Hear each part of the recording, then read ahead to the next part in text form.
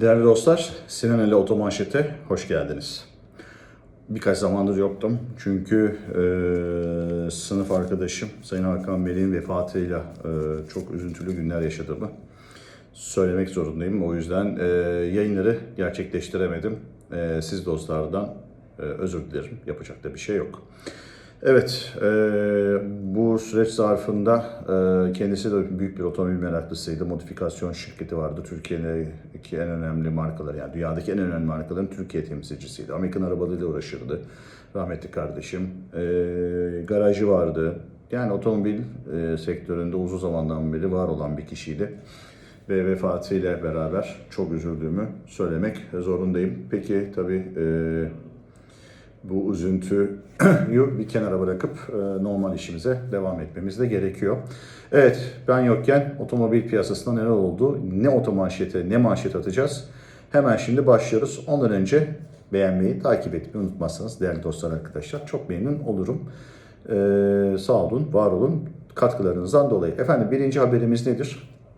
Hatırlarsanız ben bir önceki videoda Renault ile ilgili uzun bir serzenişte bulunmuştum. Yeni CEO belirlendikten sonra o da fark etmiş olacak ki bu söylediklerimin haklılığını. Renault'da büyük bir değişim rüzgarları esmeye başladı. Üretim portföyü belden geçecek gibi duruyor. Yeni ürünlerde bazı değişiklikler olacak gibi duruyor. Üretim merkezlerinin kayacağı söylentileri var. Varoğlu var. Bununla beraber Mayıs AŞ Genel Müdürü de değişiklik gösterdi. Sayın Berk Çağdaş 2016'dan beri bu hizmeti yürüten, Mayıs AŞ Genel Müdürlük görevini yürüten Sayın Berk Çağdaş görevi Sayın Bahattin Tatoğlu'na bıraktı. Bu önemli bir değişiklikti. Çünkü Bahattin Bey de çok eskisi değil bu işin. Bayraktar Holding'de başlayan bu otomotiv yönetim kurulu serüvenliği ondan sonra Mayıs AŞ'de de taçlandı diye biliriz. Çok önemli bir atama Mayıs AŞ için. Kim bu? Renault, Dacia, Alpine markalarının ithalatını gerçekleştiren Mayıs AŞ'dir. Ve bu firmada Türkiye'nin önde gelen firmalarından bir tanesi. Evet, bu Mayıs AŞ'yi de böylece hallettikten sonra Renault'da dediğimiz gibi büyük değişiklikler olacak. Yeni markalar, yeni modeller, modellerin içerisindeki değişiklikler, elektriklenme sürecinin hızlanması vesaire vesaire.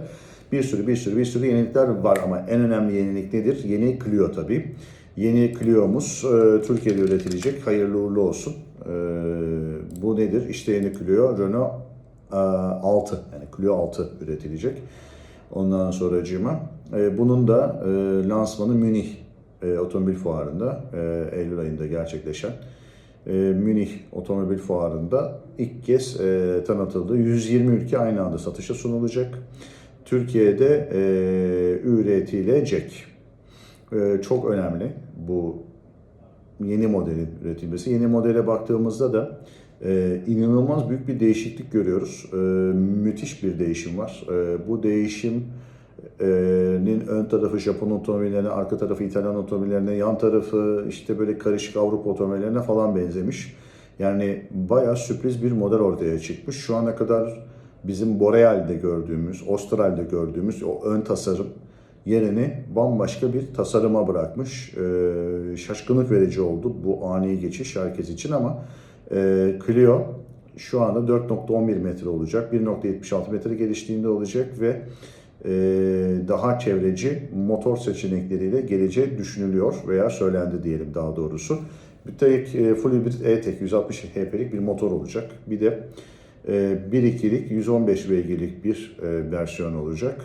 Bunlar ikisi de 6 ileri EDC otomatik şanzımanla beraber de sunulacak efendim. Standartlarını çok yukarı çekmiş bu arada yeni Clio.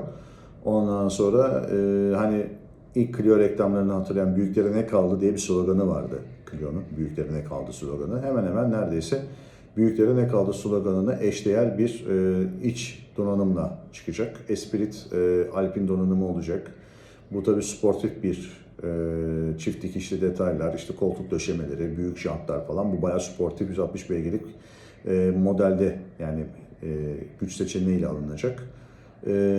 Bunun dışında da gene 3 segmentli olan birkaç segmentten oluşan model gamı da sunulacak inşallah.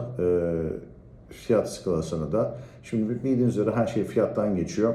Maalesef ülkemizde otomobil fiyatları çok yüksek ve satış rakamları bu yükselen fiyatları daha da kamçılıyor. Her ay açıklanan satış adetleri maalesef günün sonunda devletin bu vergileri arttırmasına ve otomobil fiyat vergilerinin yükselmesine sebebiyet veriyor. Bakalım daha da nerelere gidecek bu iş. Evet, yeni Clio'nun görsellerindeki az önce size videonun üzerinde ben konuşurken de gösterdim. Keyifli bir model olmuş. Bakalım ne kadar liradan satışa çıkacak, nasıl olacak hep birlikte göreceğiz. Bir yeni model daha var. Bu yerli, bir yerli model daha var. En çok beklenen model Flash TOG. Evet, TOG otomobilimiz yeni modelini, merakla beklenen modelini en sonunda çıkarttı. Efendim nedir bu? Artık SUV modelinden çıktık. T10F olarak piyasaya çıkan V1 ve V2 olarak çıktı. T10F'i gene Münih'te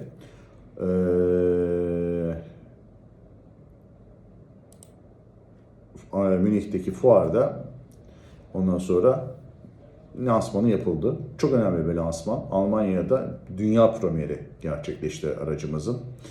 Ve 1.860.000 liradan başlayan fiyatlarla da satışa sunuldu. Bu hangisi? V1 kısa standart range olan paketi. Yani standart menzili olan paketi. Bunun ne paketleri olacak? Hemen hızlıca söyleyelim. TFF'nin V1 arkadan itişli standart menzile sahip aracı 350-400 km döner. 1.860.000 liradan. V1 gene arkadan itişli uzun menzili versiyonu, bu 550-600 dönünce iddia ediliyor. Rüzgar kat sayısından dolayı. 2.170.000 liradan. Ve V2 en üst donanım paketi gene arkadan itişli uzun menzili versiyonu ise 2.345.000 liradan satışa çıkarıldı. Tabii bununla beraber bazı indirimler var, imkanlar var, faiz taksit ödemeleri falan filan bunları da hallettiğiniz vakit daha da size kampanyada bir şekilde, hele de bir de şeyseniz, ticari bir firmaysanız daha da güzel şeyler oluyor. Hızlı şarj 28 dakikada %20'den %80'e çıkıyor. Yeni güncelleme geldi. Bununla beraber ne geldi mesela? Artık rejenerasyon dediğimiz, yani frenlemeyle veya ayağınızı gazdan çektiğinizde pillerin dolması aktive edildi ve 3 mod olarak aktive edildi. Bu çok iyi, önemli bir güncelleme olarak geldi. Sportif Fastback tasarımı zaten bilenler biliyor. Ve ayın 15'i pazartesi günü, yani geçen haftadan beridir de bu hafta başından beridir de şöyle tarihte bir karışıklık yaptım. TOG satıcılarında yerini aldı. İki tane çok önemli renk geldi. Biri Urla, biri Mardin renk seçenekleri. Bunlar da badem şekeri rengine ilham veren Mardin mavisi ve otlu renklerinin yanı sıra işte Urla'dan çok tatlış bir rengi daha kullanıma sunuldu. Çok güzel bir araç, müthiş bir araç.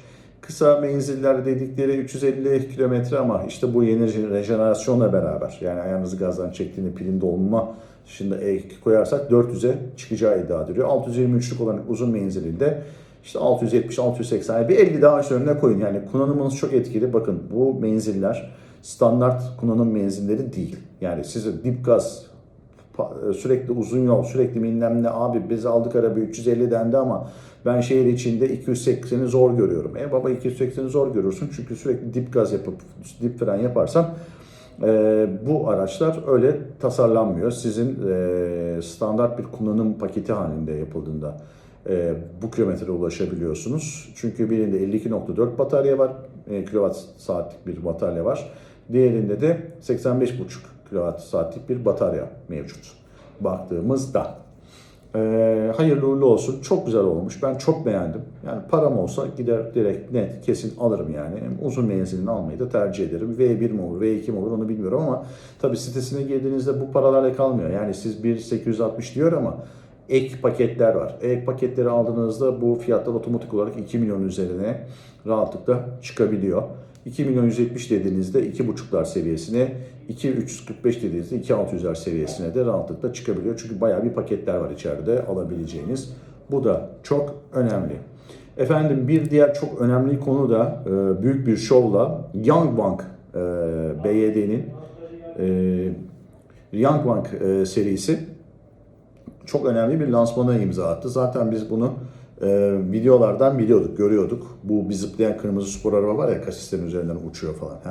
İşte o Yangwang U8 ve Yangwang U9 modelleri Türkiye'de BYD tarafından tanıtıldı. Çünkü BYD'nin bu üst segment modeli, yani markası. Şimdi biri SUV bir araç, neredeyse Discovery'lere benziyor. Kusura bakmasınlar ama durum bundan ibaret. Onun adı U8. Yangwang U8 suda gidebiliyor.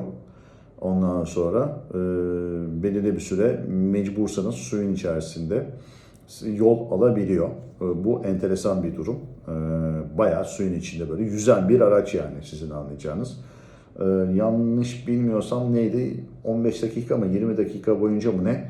Suyun içinde araç kalabiliyor ve sizi bir yerden bir yere götürebiliyor. Yani bu ikisinin elektrikli olması, bu aracın bir elektrikli olması, yani bu daha da bir enteresan tabii. Bayağı böyle suyun içine gömülmüş videosunu şimdi birazdan size, yani şu anda görüyorsunuz videosunda, bayağı binmiş gezmiş gidiyor insanlar. Diğeri de efendim zıplayan aracımız U9, sıfırdan 100'e 2,36 saniyede çıkabilen, sıfırdan 100'e 2,36 saniye, neredeyse Formula 1 arabalarına yakın bir şey var, yani çekiş performansı sunuyor. Ve Almanya'da gerçekleştirilen testlerde de 472,41 km/saate ulaşarak dünya en hızlı elektrikli spor otomobil ünvanını kazanan bir araç bu. Her iki araç da 360 derece ekseni etrafında dönebiliyor. Yani buna tank dönüşü diyorlar. Hem U8 hem U9'da da bu dönüşler var. Bu şovun yapılmasının sebebi, biliyorsunuz BYD yakın bir zamanda Türkiye'de fabrika kuracak ve bu modelini de getirmeyi planlıyor. Yani Yangwang serisinde Türkiye'de satışa sunmayı planlıyor. Bunun için de Teknofest kapsamında belli şehirlerde gerçekleşti. Bunu da Sapanca tarafında bildiğim kadarıyla yaptılar. Müthiş bir organizasyon olmuş. Yapanın, edenin eline sağlık. Hiç kolay değil bu şekilde yapılması bu işlerin. Valla helali hoş olsun, yapılıyor, ediliyor. Nasıl oluyor da oluyor demeyin. Yangwang ile ilgili bu şeyleri çok meraklısınız. 2,36 saniye nasıl çıkıyor diye. 1305 kilometre, 1305 beygir gücüne sahip, her tekerlekte bir motora var. Yani 4 bağımsız motordan oluşuyor. Yani 1305 bölü 4 yapmanız gerekiyor. 1680 Nm'de torku var. Bu sayede de dediğim gibi 2,36 450 kilometre ortalama menzil sunuyor gene. Ondan sonra ve 500 kW'lık şarj bulursanız çift girişli ultra hızlı şarja da %30'dan %80'e de 10 dakika gibi kısa bir sürede çıkabiliyor. Bunlar önemli şeyler, efendime söyleyeyim. Otomobil haberlerini kısaca bu şekilde şimdi bakalım toparlayabiliriz. Önemli bir husus daha var. Hyundai i30 tekrardan yeniden satışa sunuldu. Uzun bir zamandır yoktu. 140 beygirlik 1.5 litrelik VT motor ve 7 ileri DCT şanzımanla sunuldu satışa.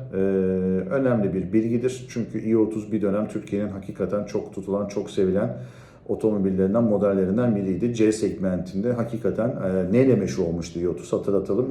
2011 yılında Frankfurt Fuarı'nda, benim de bulunduğum Frankfurt Fuarı'nda ilk çıkan i30'ların direksiyon derinlik ve yükseklik ayarındaki sessizliği ve pürüzsüzlüğü Volkswagen'in o dönemki CEO'su tarafından test edilmiş ve çok beğenilmişti. İsmini şu anda hatırlayamıyorum. Kusuruma bakmasın. 48 V'likli bir hibritli motora sahip. Güzel bir çekiş yakalar bu.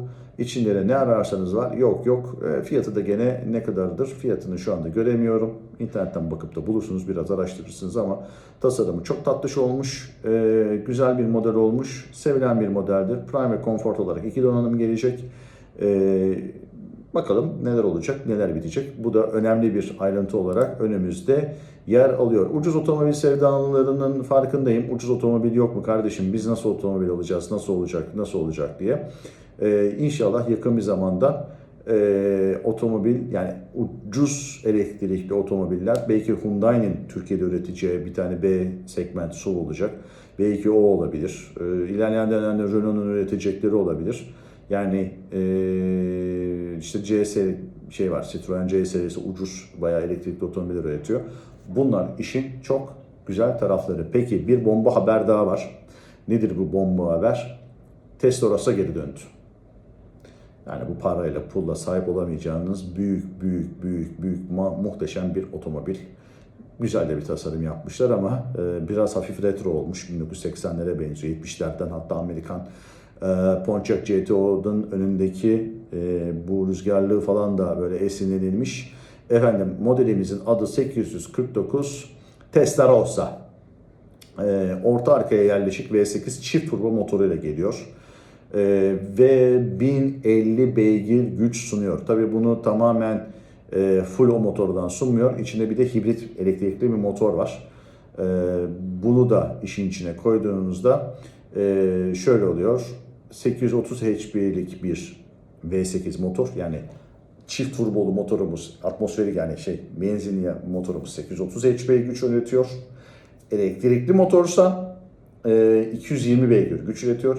İkisini topluyorsunuz, 1050 beygire ulaşıyorsunuz. Değerli dostlar, sıfırdan 200 kilometreye sadece 6.35 saniyede çıkabiliyor. Sıfırdan 200'e, artık 100'ü falan bırakmış adamlar. 100'ü aşmış. Sıfırdan 200'e gidiyorum ben diyor. Babalar diyor, yani bırakın beni, tutmayın diyor. Uçuyor, yanıyor, kaçıyor. Yani anlatılacak gibi bir makine değil. Elektrikli modda sadece 25 km yol alabiliyor. Zaten laf olsun, torbada olsun. Egzoz emisyonu düşük dursun diye yapılan şeyler bunlar.